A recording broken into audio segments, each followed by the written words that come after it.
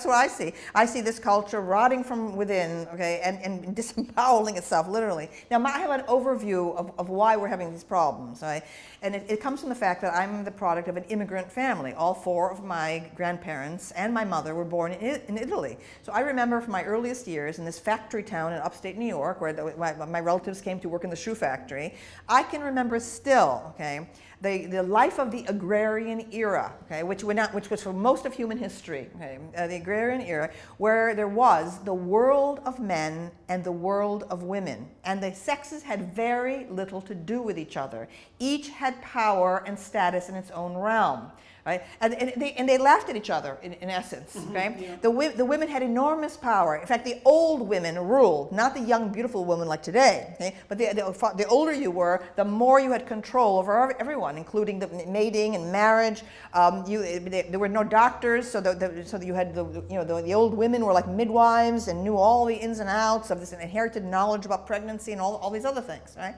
I can remember this and the joy that women had with each other all day long, okay, cooking with each other, companions to each other, talking, conversing. My mother remembered as a small child in Italy, when it was time to do the laundry, they would take the laundry up the hill to the fountain, Il Sorgo, okay, and do it by hand. They would sing, they would picnic, and so on, all right? And we get a glimpse of that in the Odyssey, when Odysseus is thrown up naked on the shores of Phaeacia, all right? And he hears the sound of women, young women laughing and singing, and it's Nausicaa, the princess, bringing the women to do the laundry. Okay, it's exactly the same thing, right? So there was each gender had its own hierarchy, its own values, its own way of talking, and the sexes rarely intersected. Like I can remember in childhood, on a holiday, typical, it could be a Christmas, it could be a Thanksgiving, whatever, the women would be cooking all day long, everyone would sit down to eat, okay, and then after that, okay, the women would retire en masse to the kitchen,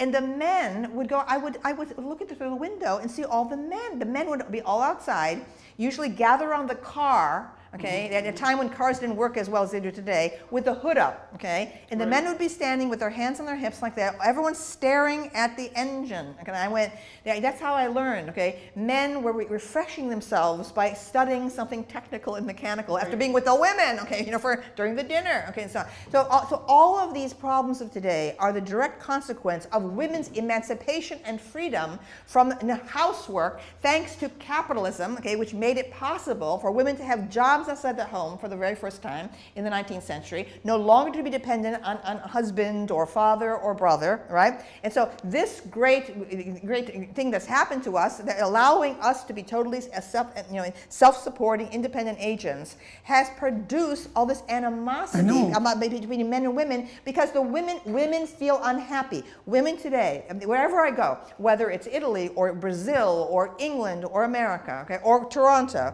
okay, the upper middle class professional women are unhappy, miserable. And they don't know why they're unhappy. They want to blame it on men, okay? The men must change. Men must become more like women. No, that is the wrong way to go, okay? It's when men are men, okay, and understand themselves as men, are secure as men, then you're going to be happier. Yeah, there's nothing more dangerous than a weak man. Yeah, absolutely, okay, and especially all these quislings, okay, spouting feminist rhetoric. When I hear that, okay, it makes me sick. But here's the point. Men and women have never worked side by side, ever. Maybe on the farms, okay, when you were like, maybe one person's in the potato field, the other one's over here in the doing tomatoes or whatever, okay. You had families working side by side, exhausted with each other, no time to have any clash of this. It was a collaborative effort on farms and so on.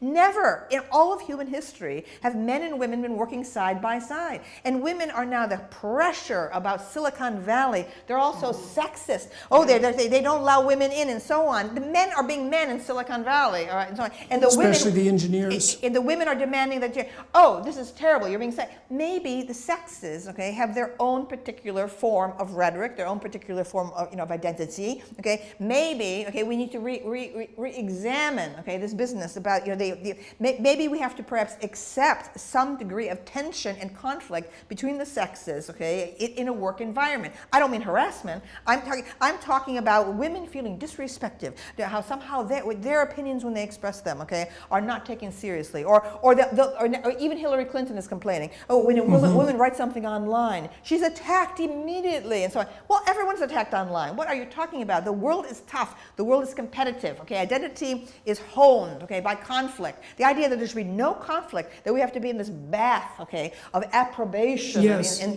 which is Well, just that's